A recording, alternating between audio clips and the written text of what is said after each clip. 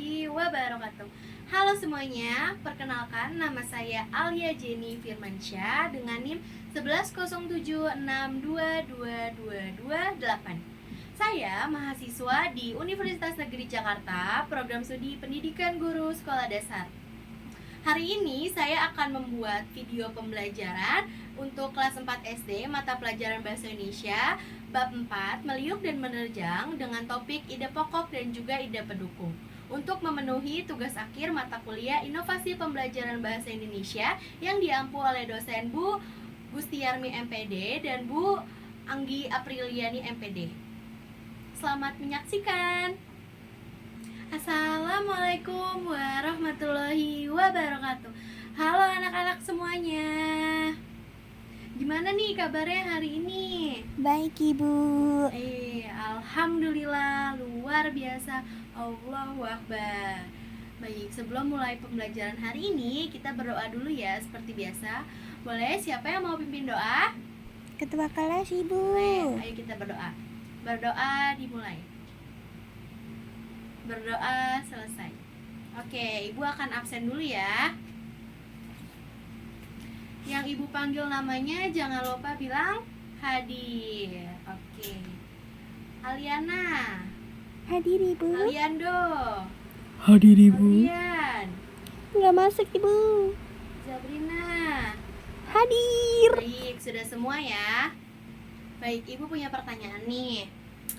Apa kegiatan yang paling kalian sukai pada saat liburan? Aku suka ke taman Ibu. Aku suka ke kebun binatang Ibu. Kalau aku suka nonton TV di rumah Ada aja. yang suka ke kebun binatang, ada yang suka ke taman, ada yang suka menonton TV di rumah aja. Oke, baik, semuanya punya kegiatan yang masing-masing kalian sukai ya. Oke, dari kegiatan itu kalian tahu nggak apa yang dimaksud dengan ide pokok? Apa tuh Bu? Kamu tahu nggak? Gak tahu Bu. Oke, Ibu jelasin sedikit ya. Jadi misalnya tadi si Aliana suka pada saat liburan ke kebun binatang. Nah, ide pokoknya adalah tamasya ke kebun binatang. Kemudian ide pendukungnya adalah di kebun binatang saya melihat hewan-hewan yang sangat menarik dan juga langka. Contohnya seperti itu. Nah, jadi kalau ide gagasan utama dari suatu teks atau suatu kalimat. Nah, kalau misalnya ide pendukungnya adalah yang mendukung dari gagasan inti yang tadi. Kayak contohnya kebun binatang adalah ide pokoknya. Kemudian ide pendukungnya adalah di kebun binatang ada apa saja. Seperti itu. Sudah mengerti? Sudah sedikit Bu. Ada yang tahu nggak biasa ada berapa banyak sih ide pokok dalam suatu paragraf atau suatu kalimat? Ada yang tahu? 1 Bu, 1. Betul sekali. Jadi ide pokok itu biasanya ada dalam satu paragraf. Ibu akan menyampaikan tema dari pembelajaran kita hari ini. Jadi temanya adalah kita belajar mengenai ide pokok dan juga ide pendukung. Nah, tujuannya apa sih? Tujuannya itu agar kalian bisa memahami isi dari bacaan. Jadi kalau mau menentukan ide pokok dan juga ide pendukung, kalian juga harus membaca keseluruhannya dulu nih dalam teks tersebut. Terus juga bisa membantu kalian berpikir kritis. Kalian harus bisa mengategorikan mana itu ide pokok dan juga mana itu ide pendukung. Gitu. Sudah ngerti? Baik, mari kita mulai. Ide pokok atau gagasan utama adalah gagasan atau pikiran utama yang menjadi inti pembicaraan dalam sebuah paragraf atau teks. Kemudian cara menemukan ide pokok tuh adanya di mana sih? Yang pertama caranya tuh baca keseluruhan dulu paragraf dengan teliti. Jadi kalian harus baca dulu dari awal sampai akhir paragraf tersebut. Kemudian yang kedua, perhatikan kalimat yang paling umum atau yang mencakup seluruh isi paragraf. Kemudian yang ketiga, bisa dengan cara biasanya ide pokok tuh terletak di awal atau juga di akhir paragraf. Makanya kalian harus baca dulu nih dari awal sampai akhir. Kemudian yang keempat, ide pokok mewakili inti cerita atau pembahasan. Nah, selanjutnya ada ide pendukung. Ide pendukung adalah informasi tambahan yang menjelaskan atau memperkuat atau memberikan rincian lebih lanjut tentang ide pokok tersebut. Nah, bagaimana sih cara menemukan atau mencari ide pendukung. Yang pertama bisa dengan cara cari dulu kalimat-kalimat yang memberikan penjelasan tambahan. Dan yang kedua bisa juga dengan cara memperhatikan detail-detail yang menjelaskan dari ide pokok. Kemudian yang terakhir, yang ketiga, yaitu ide pendukung biasanya berupa contoh, alasan, atau keterangan tambahan. Bisa juga manfaat dan lain sebagainya gitu.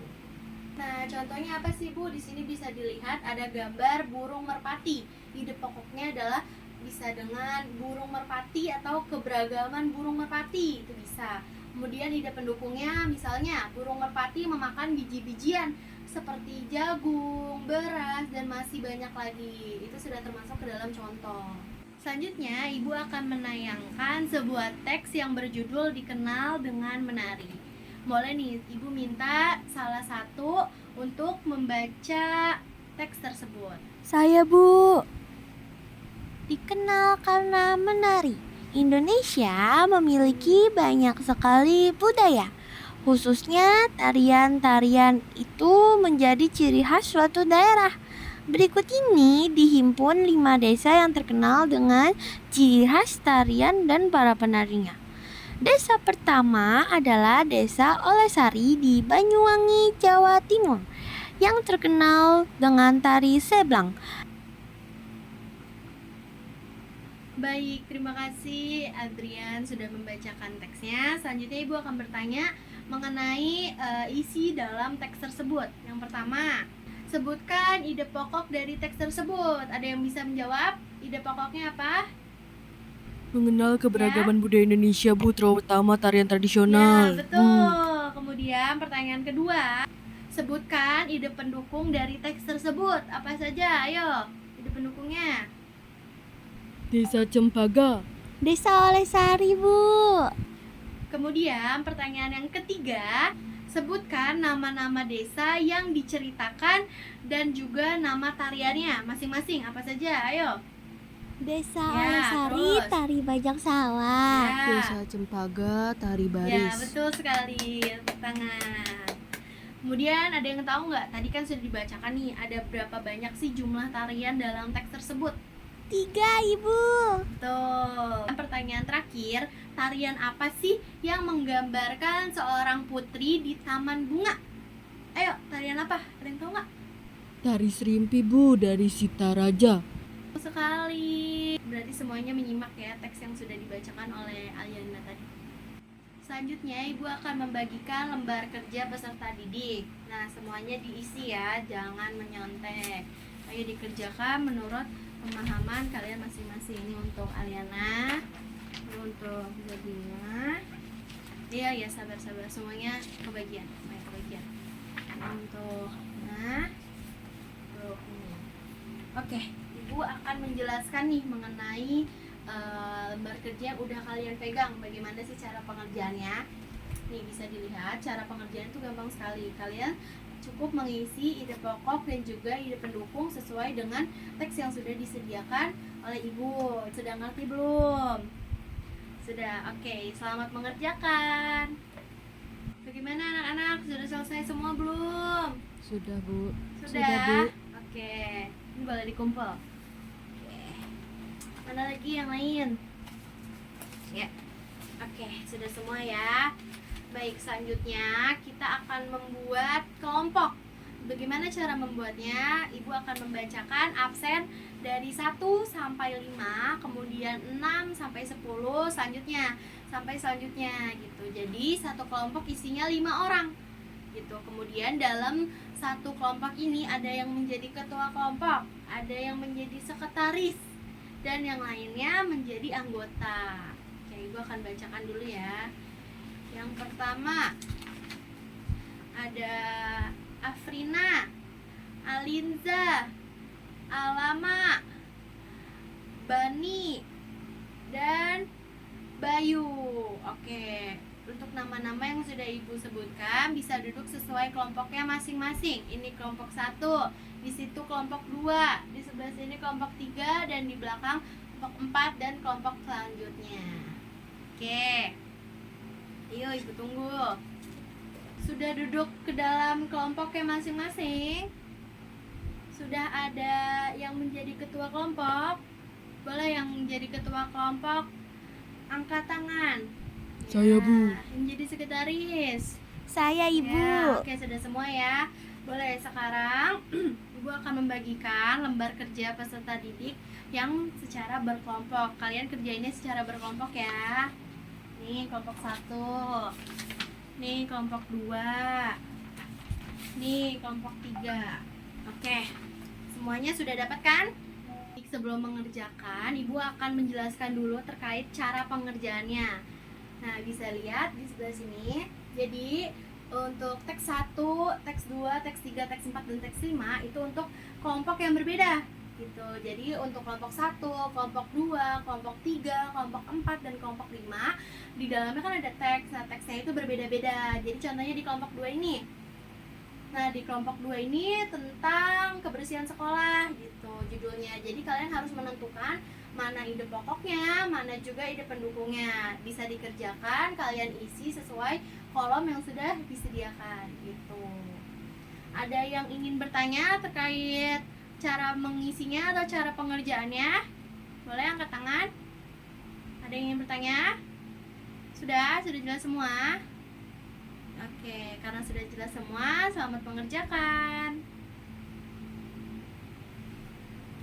Gimana kamu kelompok 1? Ada yang bingung nggak cara ngerjainnya? Sudah paham, Bu. Udah paham semua? Oke, selamat mengerjakan ya. Ya, jangan berisik. Oke. Gimana kelompok 4? Ada yang bingung nggak? Bingung bedain ide pokok Oh, sama ide gitu. pendukung, Bu. Jadi kalau ide pokok sama ide pendukung tuh kalian harus baca dulu dari awal sampai akhir. Gimana cara menguraikannya, cara mengategorikannya harus baca dulu dari awal sampai akhir. Oh, jadi harus Iya. dibaca dulu ya, Bu, semuanya. Iya. Oke, udah ngerti semua? Ada yang mau ditanya lagi? Gak ada, Bu, udah ngerti. Oke, selamat mengerjakan.